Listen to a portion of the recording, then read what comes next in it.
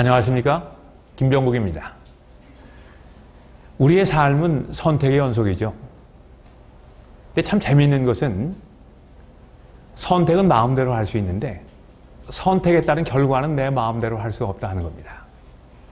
우리 일생 속에서 굉장히 중요한 선택들을 많이 하면서 살아가죠. 어떤 배우자를 선택할 것이냐.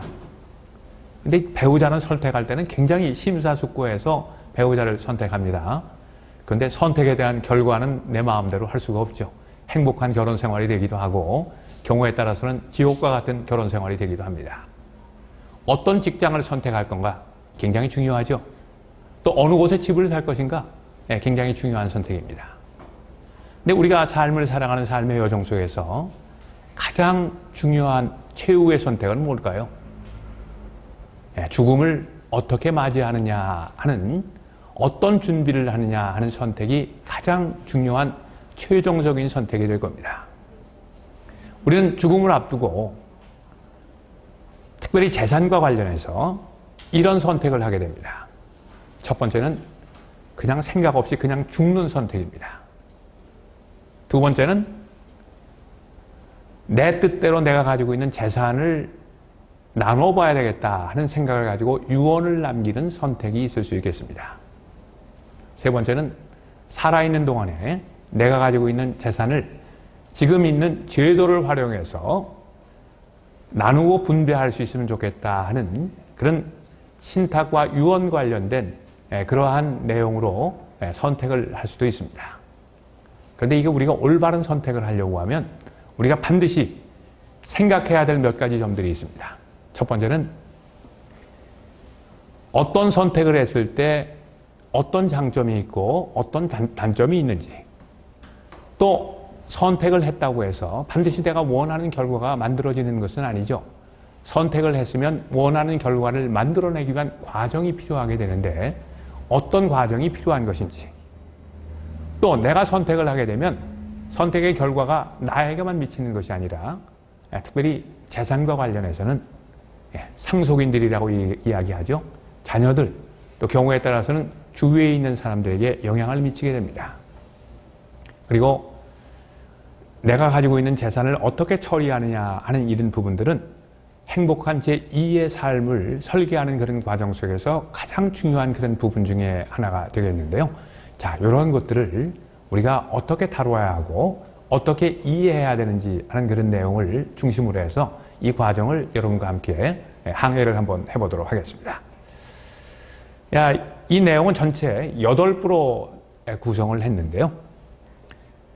그리고 가능하면 쉬운 내용으로 여러분과 함께 생각할 수 있도록 내용을 정리를 했습니다.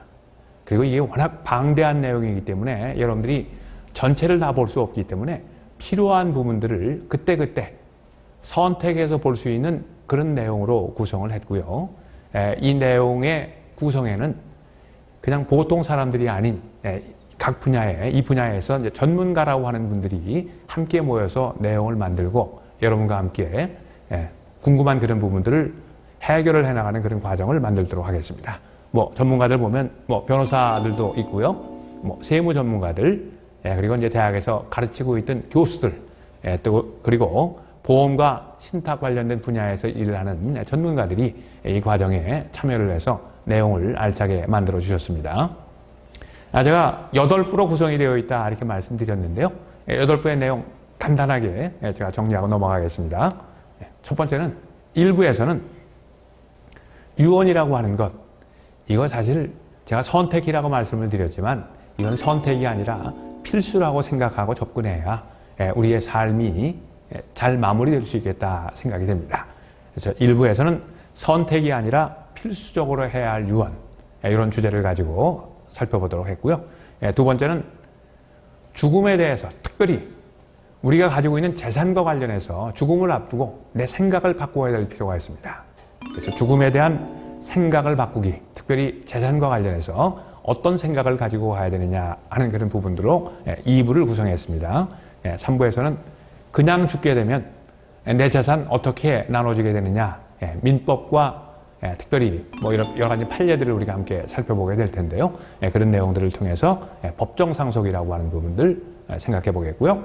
4부에서는 제가 유언을 선택이 아니라 필수처럼 생각하고 접근해야 된다 이렇게 말씀을 드렸는데, 유언이라고 하는 것에 어떤 내용들이 어떤 방법으로 만들어져야 내 선택이 존중받을 수 있겠느냐, 즉 다른 말로 표현하면 어떤 방법으로 유언을 남겨야 법적으로 효력이 있는 유언이 되겠느냐 하는 부분들 4부에서 살펴보도록 하겠습니다.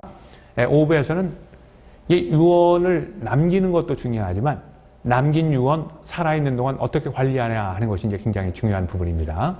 뭐 대부분의 분들이 유언장 남기는 게 어떻습니까 하고 이런 이제 조언을 드리면, 야, 이건 내가 유언장 남기면 이게 살아있는 동안에 혹시 며느리가 알면 며느리에게 조금 뭐 불리한 내용이 들어가 있다고 하면 이 살아있는 동안에 갈등이 생기는 거 아니냐, 뭐 이런 문제들 이야기합니다. 그래서 이제 유언을 남긴 다음에 이 남긴 유언 어떻게 관리하느냐 하는 이런 부분들은 5부에서 다뤄보도록 하겠고요. 6부에서는 신탁과 보험이라고 하는 그런 이제 상품을 이용해서 내가 가지고 있는 재산을 죽기 전에 어떻게 나눌 수 있겠는가, 어떻게 남길 수 있겠는가 하는 부분들을 살펴보도록 하겠습니다.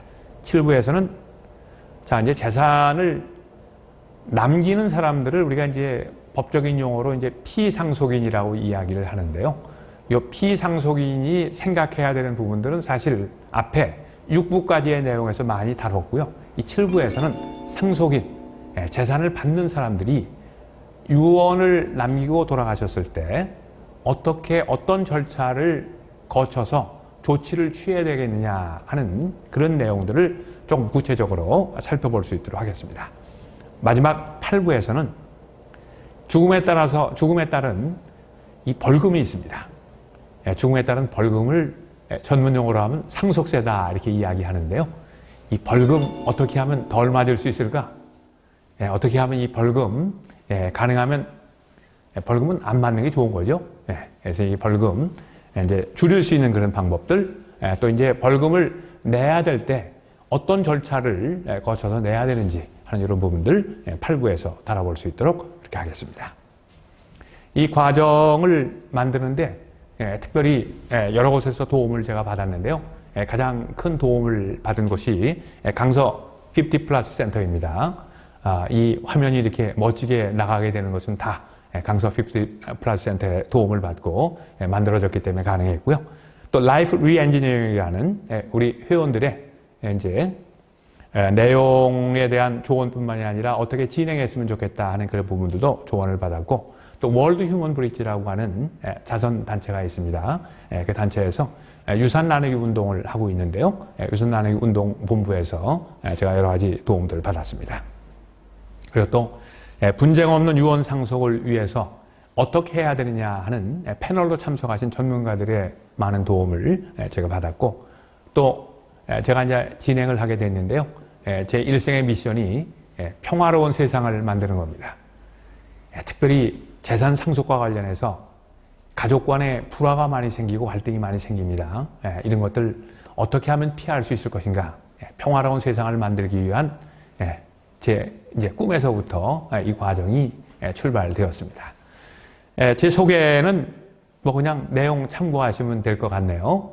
저는 뭐 이런 이제 배경을 가지고 이제 일을 해왔고요. 또 이 과정, 이런 배경을 가지고 어떻게 하면 우리가 화평한 세상, 평화로운 세상을 특별히 상속과 관련해서 만들어낼 수 있을 것인가 하는 그런 부분들에 초점을 맞춰가면서 진행을 해보도록 하겠습니다. 자, 여러분 함께 이 내용을 살펴보고요. 의미 있는 그런 시간들로 만들어갈 수 있도록 했으면 좋겠습니다.